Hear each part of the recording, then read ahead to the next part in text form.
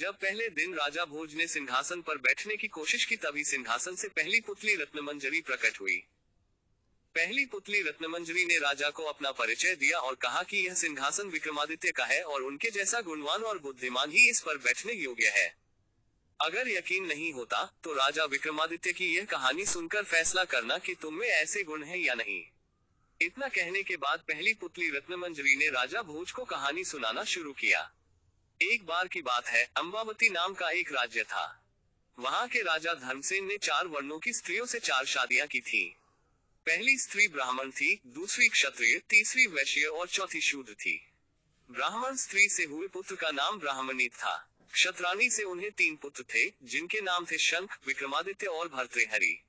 वैश्य पत्नी से हुए पुत्र का नाम चंद्र था और शूद्राणी के बेटे का नाम धन्वतारी था।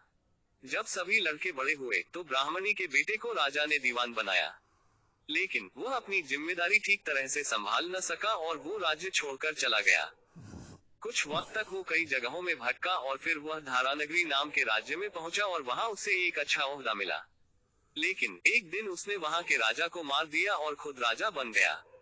कुछ वक्त बाद उसने उज्जैन आने का फैसला किया, लेकिन उज्जैन पहुंचते ही उसकी मौत हो गई। उसके बाद क्षत्राणी के बड़े बेटे शंख को लगा कि उसके पिता विक्रम को राज्य का राजा बना सकते हैं। ऐसे में उसने अपने सोते हुए पिता पर हमला कर उसे मार डाला और खुद को राजा घोषित कर दिया। सभी भाइयों को शंख के षड्यंत्र का पता चल गया और सब इधर उधर निकल पड़े। शंख ने ज्योतिषियों का सहारा लिया और उन्हें अपने भाइयों के बारे में ज्योतिष विद्या के सहारे से पता लगाने को कहा। ज्योतिषियों ने बताया कि विक्रम को छोड़कर उनके सभी भाई जंगली जानवरों का शिकार बन गए थे। विक्रम अब बहुत ज्ञानी हो चुका है और आगे चलकर बहुत बड़ा सम्राट बनेगा। ये सुनकर शंख को बहुत चिंता होने लगी और उसने विक्रम को मारने की योजना बनाई।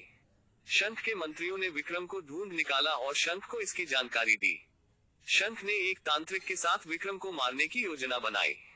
उसने तांत्रिक से कहा कि वो विक्रम को काली की आराधना की बात बताए और उसे सिर झुकाकर काली की पूजा करने को कहे। जैसे ही विक्रम गर्दन झुकाएगा तो वो उसकी गर्दन काट देगा। तांत्रिक विक्रम के पास गया और उसने शंख के कहे अनुसार विक्रम को काली की आराधना के लिए सिर झुकाने को कहा। शंख भी वहीं छिपा बैठा था। विक्रम ने खतरा महसूस कर लिया था। उसने तांत्रिक को सिर झुकाने की विधि बताने को कहा और तांत्रिक जैसे ही झुका शंख ने उसे विक्रम समझकर उसकी गर्दन काट दी।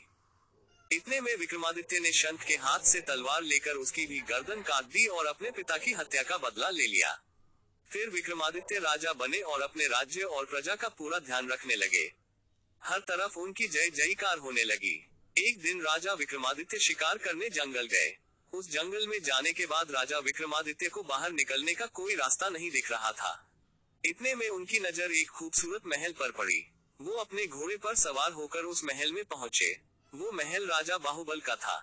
राजा विक्रम जैसे ही वहां पहुंचे तो वहां के दीवान ने राजा विक्रमादित्य को कहा कि वो बहुत मशहूर राजा बनेंगे, लेकिन उसके लिए राजा बाहुबल को उनका राजतिलक करना होगा।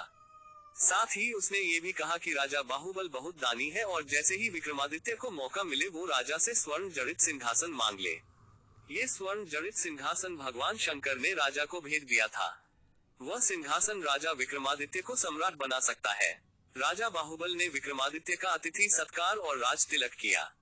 इस दौरान विक्रमादित्य ने सिंहासन की मांग की और राजा बाहुबल ने विक्रमादित्य को उसका सही हकदार समझते हुए बिना संकोच सिंहासन दे दिया।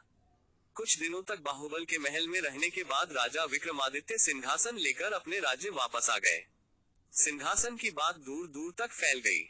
हर कोई राजा विक्रमादित्य को बधाई दे रहा था। इतना सुनाते ही पुतली रत्नमंजरी ने कहा कि राजा भोज, अगर ऐसा कोई काम आपने भी किया है तो आप इस सिंहासन पर बैठ सकते हैं। ये कहने के बाद पहली पुतली रत्नमंजरी